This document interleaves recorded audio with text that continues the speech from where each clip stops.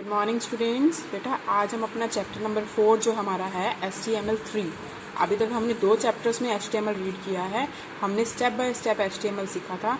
सबसे first chapter में हमने सिर्फ सिंपल प्रोग्राम लिखना सीखा था जो हमारा चैप्टर नंबर 2 था, और चैप्टर नंबर 3 में हमने ये सीखा कि HTML में अगर हम लिस्ट डालते हैं जैसे ऑर्डर लिस्ट, अनऑर्डर्ड लिस्ट, और अगर टेबल डालते हैं तो वो किस तरह से डालते हैं, है ना। अब हम HTML3 में सीखेंगे इमेज के बारे में कि अगर आपको HTML में इमेज इंसर्ट करनी है तो वो आपने कैसे करनी है।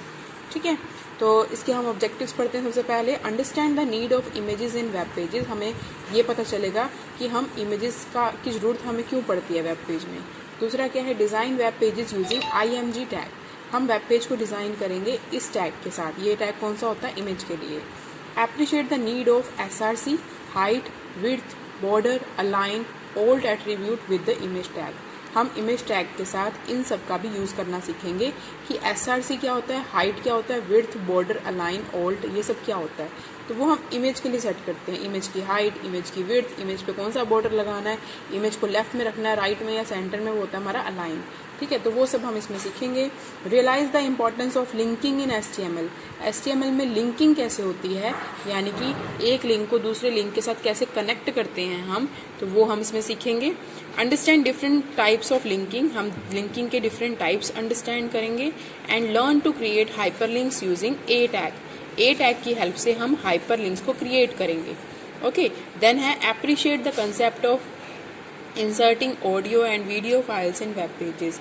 हम ऑडियो और वीडियो फाइल्स को इंसर्ट करने का कंसेप्ट जो होता है वो हम सीखेंगे। और हम सीखेंगे कि हमें एम्बेड टैग कैसे यूज़ करना है। एम्बेड टैग होता है जिसमें हम इमेजेस को एम्बेड करके यानी कि कंप्रेस करके डालते हैं। ठीक है, तो अब हम सीखते हैं सबसे पहले इमेजेस के बारे में। तो हम एक स्टोरी से सीखते हैं, एक एक्टिविटी से सीखेंगे। तो एक्टिविटी नंबर 1 जिसमें आपका है कि आपको 5 ग्रुप बनाने हैं और उसमें each group will give a suitable title. हर एक ग्रुप आपको एक टाइटल प्रोवाइड कर रहा है विद द पिक्चर। ओके, तो अब जैसे देखो ये पिक्चर है, इसमें क्रो बना हुआ है और वो क्या कर रहा है, वो पोट से पानी पी रहा है। तो ये कौन सी स्टोरी होगी, थर्स्टी क्रो। तो इसका नेम क्या हुआ, सूटेबल टाइटल क्या हुआ इसका, थर्स्टी क्रो। ऐसे ही सेकंड ग्रुप आपका जो है, सेकंड ग्रुप में देखो यहाँ पर ये कौन सी स्टोरी बनेगी, जिसमें एक मिल्कमैन है और इधर मंकी है। तो उसके अकॉर्डिंग कौन सी स्टोरी बन रही है, the milkman and the monkey. ये आपने स्टोरी सुनी भी होगी, है ना। तो मीन्स पिक्चर से हम एस्टिमेट कर सकते हैं कि ये कौन सी स्टोरी है। ओके, तो इसीलिए इमेज का यूज़ हमें पता होना चाहिए कि इमेज की नीड हमें क्यों पड़ती है। इमेज से एक तो हमारी जो हर चीज़ अट्रैक्टिव लगती है, ठीक है, साथ साथ हमें समझ में भी जल्दी आती है। उसके बाद जैसे ये स्टोरी है, इस स्टोरी का नाम क्या है, ग्रीडी फॉक्स। इस स्टोरी का नाम क्या है, the monkey and the crocodile. इसका नाम क्या है, लॉयन एंड द रैबिट। तो ये बन गए 5 ग्रुप। 5 ग्रुप्स ने क्या करना है, ये 5 के 5 ग्रुप्स क्या करेंगे, एक सूटेबल टाइटल देंगे पिक्चर्स को जो मैंने शो कर रखी है। ठीक है, चाइल्डहुड टेल्स क्या है ना, हम बचपन में पढ़ते थे इन स्टोरीज़ को, तो हमने उसको प्रॉपर क्या दे दिया, नेम दे दिया। उसके बाद अब आपकी सेकेंड एक्टिविटी में है कि एक तो हार्डवर्क की स्टोरी ये है, एक हार्डवर्क की स्टोरी ये है। आपको इन दोनों स्टोरीज़ में डिफरेंस फाइंड आउट करना है कि दोनों स्टोरी में क्या डिफरेंस है, और फिर आपको ये लिखना है। देखो, इस स्टोरी को पढ़ोगे आप तब भी सेम लगेगा आपको, इसको पढ़ोगे तब भी वर्डिंग बिल्कुल सेम है। फ़र्क कहाँ पे है, फ़र्क यहाँ पे है कि ये स्टोरी प्रेजेंटेबल मैनर में शो हो रखी है, देखो विद पिक्चर, है ना। और यही स्टोरी अगर इसमें देखें तो ये क्या है, एक पैराग्राफ में शो हो रखी है, एक प्रॉपर स्टैंजा बना हुआ है, इसमें कोई पिक्चर नहीं है, कोई अलग से स्टैंजास नहीं दे रखे। तो इसीलिए इन दोनों में डिफरेंस क्या है, इसमें आपको लिखना है spot the difference between the 2 story. तो सबसे पहले लिखोगे in this presentation first story is in one stanza. जो पहली स्टोरी है वो एक 1 स्टैंजा में है, और जो सेकंड स्टोरी है is presentable with pictures and paragraphs. जो सेकंड स्टोरी है वो पिक्चर्स और पैराग्राफ्स में प्रेजेंटेबल मैनर में है। ठीक है, तो आगे पूछना है which presentation is better and why. कौन सी प्रेजेंटेशन आपको बेटर लग रही है, बेटर कौन सी लग रही है आपको, अट्रैक्टिव कौन सी लग रही है, दोनों में अट्रैक्टिव पिक्चर वाली लग रही है, यानी कि सेकंड स्टोरी। तो आप लिखोगे सेकंड प्रेजेंटेशन या second story is better because of its presentable manner. Okay, उसके बाद in case of activity 1 by looking at the images we could easily understand the story behind it, है ना। अगर हम एक्टिविटी 1 को देखें तो हमें एक्टिविटी 2 ज़्यादा इंटरेस्टिंग लग रही है और हम उसको देखते ही समझ रहे हैं कि यहाँ पे क्या होगा, है ना। पर इसमें हमें समझ नहीं आ रही। तो इसका मेन पर्पस क्या है? ये मेन पर्पस इसका ये है आपको ये समझाना कि जो चीज़ें हम पिक्चर की हेल्प से बनाते हैं वो हमें ज़्यादा अट्रैक्टिव भी लगती है और हमारे लिए अंडरस्टैंडेबल भी होती है ना। तो अब हम नेक्स्ट पेज करते हैं। नेक्स्ट पेज में आपका है बेटा एन इमेज टैग के बारे में। ठीक है, इमेज टैग में क्या है कि आप इमेज टैग को कैसे लगाते हो और उसका यूज़ क्या होता है। अब मैंने आपको दो तरह के टैग बताए थे, एक एम्प्टी टैग और कंटेनर टैग। कंटेनर टैग कौन से होते हैं? जिनको क्लोज करना पड़ता है। एम्प्टी टैग जिनको क्लोज नहीं करना पड़ता। तो जो आपका इमेज टैग है ना, ये आपका एम्प्टी टैग ही है, इसको क्लोज नहीं करना पड़ता, तो आपके लिए ईजी हो गया है ना। तो इन HTML images are inserted using image tag. The image tag is an empty tag. Okay, it has no content, therefore does not need a closed tag. हाँ जी बेटा, अब हम इमेज टैग कर रहे थे। इमेज टैग का मतलब क्या है कि एम्प्टी टैग, जिसको क्लोज करने की नीड नहीं होती क्योंकि इसके अंदर कोई कंटेंट ही नहीं होता। ठीक है, तो आगे क्या है? When any web page is created it is saved as a file in HTML। जब भी हम कोई वेब पेज क्रिएट करते हैं वो HTML की फाइल बन के ही सेव होती है ना। Any image which is inserted in a web page is also saved as a separate file. जो भी इमेज आपकी वेब पेज में इंसर्ट होती है वो भी एक सेपरेट फाइल बन के सेव होती है। Okay, the website which is made up of several pages is uploaded on the web server. Website जो होती है जो डिफरेंट वेब पेजेस से क्रिएट होती है। वेबसाइट का मतलब क्या है? Collection of different web pages. बहुत सारे वेब पेजेस को बना के एक वेबसाइट बनती है, तो वो कहाँ पे अपलोड होती है? वेब सर्वर पे। ओके, तो उसके बाद the images of the web page are uploaded in a separate file. तो जो वेब पेज की इमेजेस होती हैं वो एक सेपरेट फाइल में अपलोड होती है। Okay, this is loaded into the space created by the image element. वो आपकी लोड होती है स्पेस में जो इमेज एलिमेंट से क्रिएट होता है। ओके, तो इसमें 3 तरह की आपकी इमेज फाइल होती है। वैसे ही आपको पता है कि आप जो भी इमेज फाइल होती है वो 3 एक्सटेंशन से सेव होती है। वो कौन कौन सी एक्सटेंशन होती है? .jpg, .gif, .png। ठीक है, JPG फाइल होती है एक्सटेंशन जो फोटोज़ की होती है। इमेजेस कोई भी हो, फोटो कोई भी हो, तो वो कंप्यूटर में या तो JPG से स्टोर होती है या GIF से या फिर PNG से। ओके, उसके बाद आपकी एक्टिविटी नेक्स्ट है find out the various extensions used to save images as image files and the difference between them और the unique features of these file. आपको क्या करना है? आपको फाइंड आउट करना है इनकी एक्सटेंशंस जो आप सेव करते हो इमेजेस को इमेज फाइल में, और आपको डिफरेंस बताना है इनके बीच में। जैसे JPG फाइल होती है, GIF होती है, PNG होती है, इनमें फ़र्क क्या होता है ये आपको बताना है। अब इसमें क्या फ़र्क होगा? जैसे आपने यहाँ फाइल एक्सटेंशन लिखी .jpg का फीचर आपका ये होता है कि उसकी फाइल का साइज़ कितना होता है, उसकी कलर क्वालिटी क्या होती है। तो सबसे कम जो कलर क्वालिटी होती है वो आपकी होती है .png की। ठीक है, किसकी होती है? .png की, क्योंकि PNG की फाइल आपकी पेंट की होती है। तो इसमें कलर क्वालिटी आप लिख दो पुअर कलर क्वालिटी।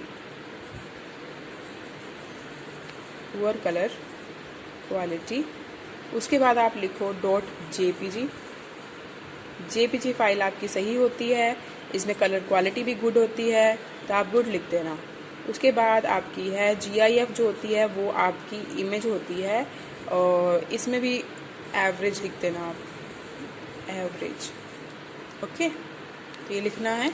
उसके बाद है बेटा आपके एट्रीब्यूट्स जो आपकी इमेज के साथ यूज़ होते हैं। वो एट्रीब्यूट्स आपके होते हैं SRC का मतलब होता है कि कहाँ से आप इमेज को उठा रहे हो, यानी कि उसका URL क्या है ना। वो URL होता है कि आपके माई कंप्यूटर के अंदर लोकल डिस्क D में ये फाइल पड़ी है, वो उसका URL होता है।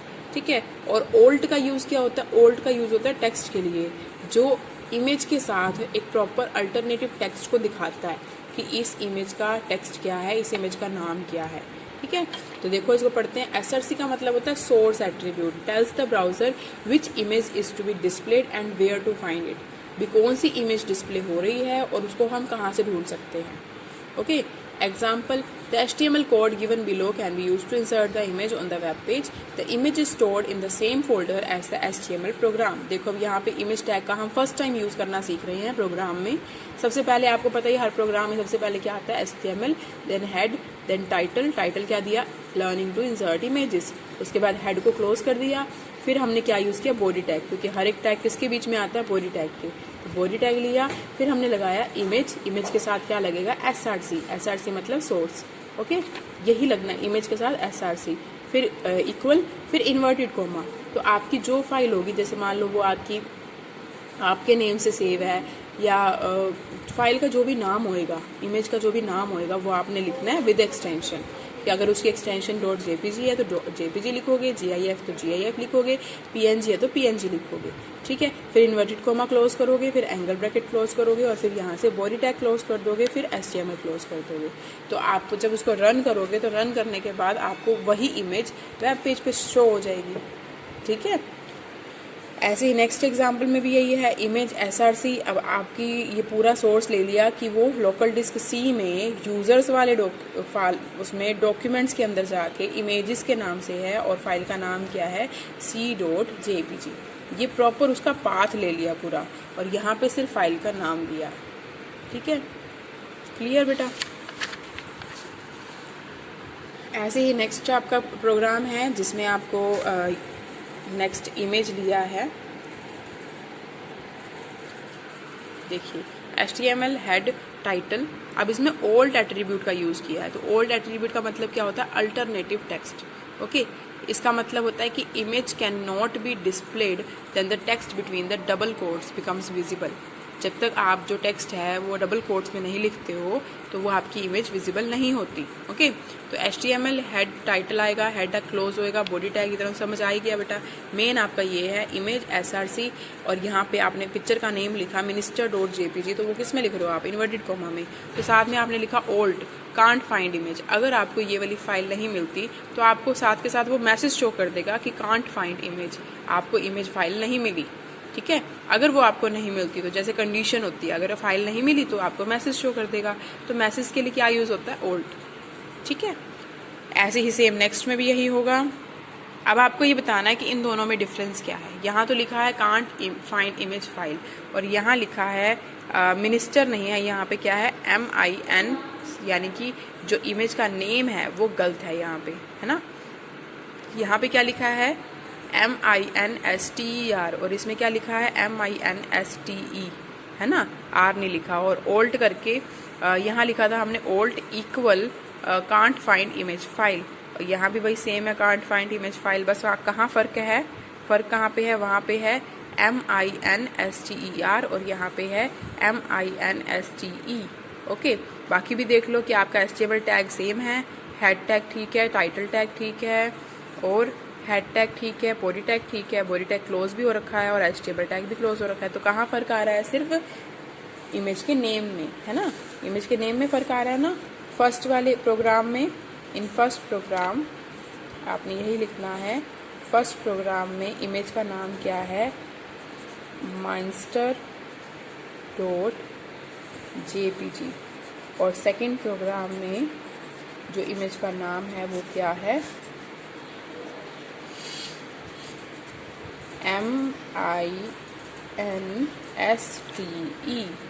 MINSTE.jpg।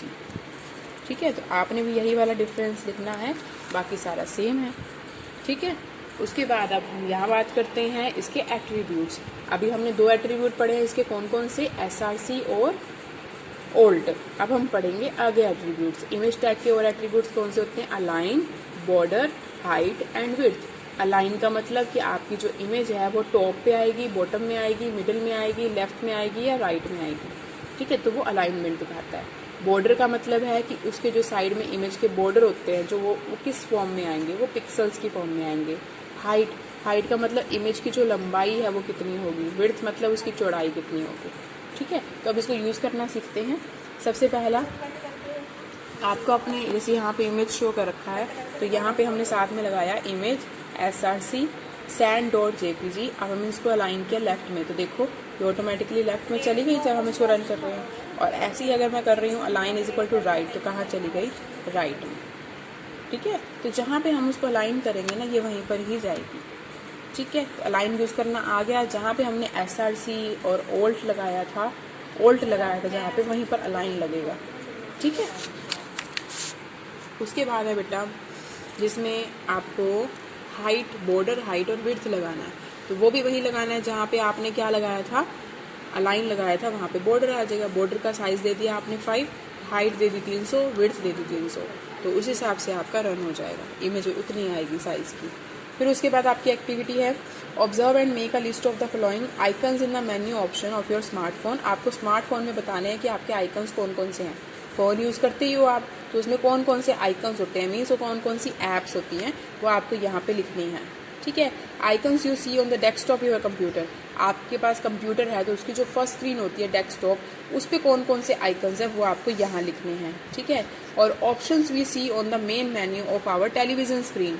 आप टीवी देखते हो ना, तो टीवी में सबसे पहले जो ऑप्शंस आते हैं ना सबसे पहले, आजकल जैसे हम केबल लगवाते हैं तो जब स्मार्ट टीवीज होते हैं तो आगे ऑप्शंस आते हैं, तो वो जो ऑप्शंस आते हैं आपको यहाँ पे लिखने हैं।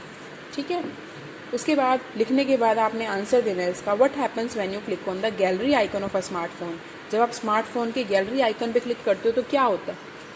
बहुत ईजी क्वेश्चन है। जब आप गैलरी आइकन पे क्लिक करते हो तो आपकी फोटोज शो हो जाती हैं जो गैलरी में होती हैं, है ना। उसके बाद second, what happens when you click on the recycle bin icon on the desktop of computer. जब आप कंप्यूटर में रिसाइकल बिन पे क्लिक करते हो तो क्या होता है?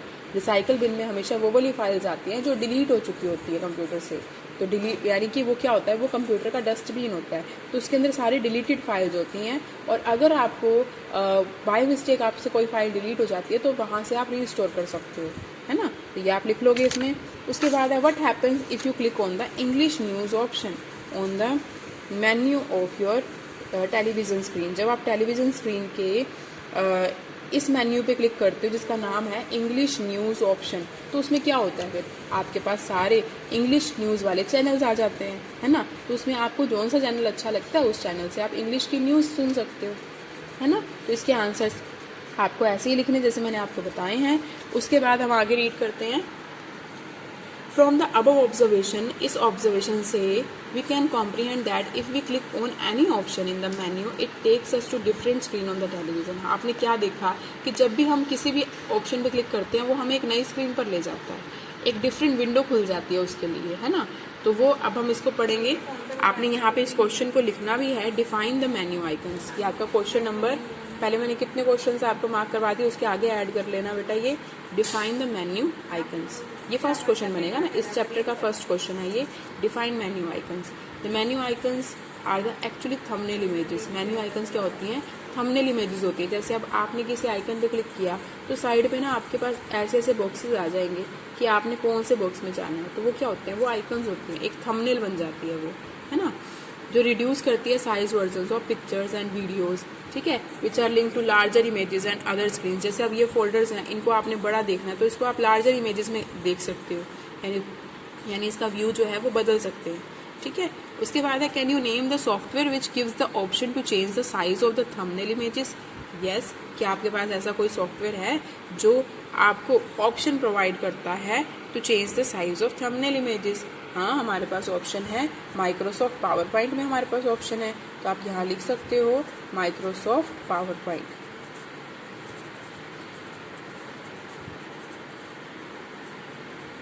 ठीक है। और उसके बाद these text and pictures which act as a link from one screen to another is called hyperlinks. तो यहाँ पे आपका क्वेश्चन नंबर 2 बन गया, what are hyperlinks. What are hyperlinks. Hyperlinks क्या होते हैं? ओके, तो इसका आंसर क्या होगा? The text and pictures, these नहीं आएगा, दो हो जाएगा ये। The text and pictures which act as a link from one screen to another are called hyperlinks. Okay. उसके बाद आपने करनी है ये एक्टिविटी, हैंड्स ऑन एक्टिविटी। इसमें आपको क्या करना है? हाँ जी बेटा, अब आपको ये होमवर्क करना है जिसमें आपको एक वेबसाइट ओपन करनी है DAVCMC के नाम से, ठीक है, और इन क्वेश्चंस के आंसर देने हैं। Look at the image in the centre of the website. आपको वेबसाइट के बीच में सेंटर में एक इमेज दे रखी होगी, आपने उसको देखना है और उसमें देखना है कि आपको वहाँ पे 5 स्मॉल स्क्वेयर्स दिखेंगे इमेज के नीचे। ठीक है, आप अगर उन स्क्वेयर्स पे क्लिक करते हो तो क्या होता है? तो आपको इन क्वेश्चंस के आंसर लिखने हैं। What happens when you click the image, तो क्या होगा? इमेज आपकी दिख जाएगी फुल स्क्रीन पर। ओके। उसके बाद सेकंड है does your mouse pointer change on clicking the image. आपका माउस पॉइंटर चेंज होता है जब आप इमेज पे क्लिक करते हो? यस। तो उसका आंसर क्या लिखोगे? Yes. Does your mouse pointer change on clicking the square? Yes.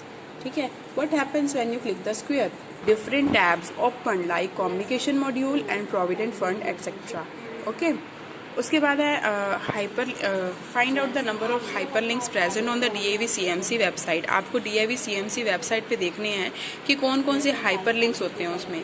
तो जैसे मैंने एक लिख दिया है www.davcmc.syllabus, ठीक है, और होता है www.onlineclasses.in, ठीक है।